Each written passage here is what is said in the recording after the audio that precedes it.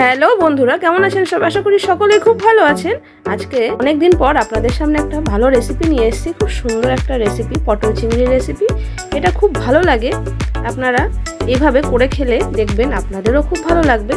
আমরা প্রথমে পটলগুলোকে ছাড়া করে ছুলে নিয়েছি, আলুগুলোকে। তারপরে আমরা চিংড়ি মাছটাকে ভালো করে ধুয়ে অল্প লবণ অল্প হলুদ দিয়ে হালকা হালকা ভেজে নেব। পুরো ভালো করে একদম কড়া ভাজবেন না, তাহলে এটা রাবারের মতো শক্ত হয়ে যাবে। একটু হালকা ভেজে তুলে নেবেন। তারপরে আমরা এর মধ্যে জিরে তেজপাতা ফোড়ন দিয়ে পটলগুলোকে যে কেটে রেখেছিলাম এরকমভাবে সেটাকে আমরা দিয়ে দেবো কড়াইতে। দিয়ে ভালো করে ভেজে নিতে হবে, একটু লাল লাল করে ভাজবো। তাহলে যখন এটা আমরা কষাবো খুব ভালো লাগবে এবং তরকারিটাও খেতে খুব সুস্বাদু হবে। আমরা এরকমভাবে এর উপরে এবার আলুগুলোকে দিয়ে অল্প লবণ হলুদ দিয়ে ভালো করে নাড়াচাড়া করে নেব মশলাটাকে। আলু পটলটা ভালো করে ভাজা ভাজা হয়ে গেলে দেখুন এইভাবে আমরা নেড়ে চেড়ে ভালো করে একটু লাল লাল করে ভেজে নিতে হবে।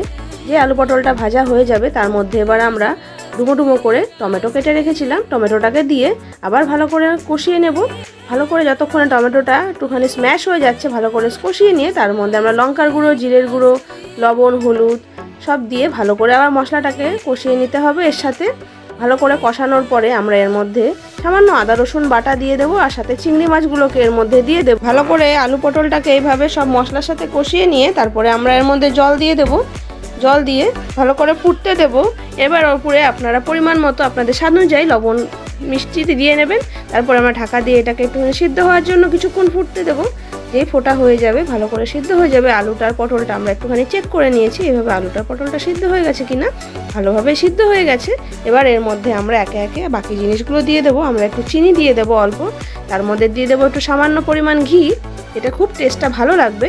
আর একটুখানি গরম মশলা ভালো করে দিয়ে ওটা আলু একটুখানি খুন্তি দিয়ে একটু ফাটিয়ে দিয়ে নামিয়ে নিলেই তৈরি হয়ে যাবে আপনাদের এই পটল চিংড়ি।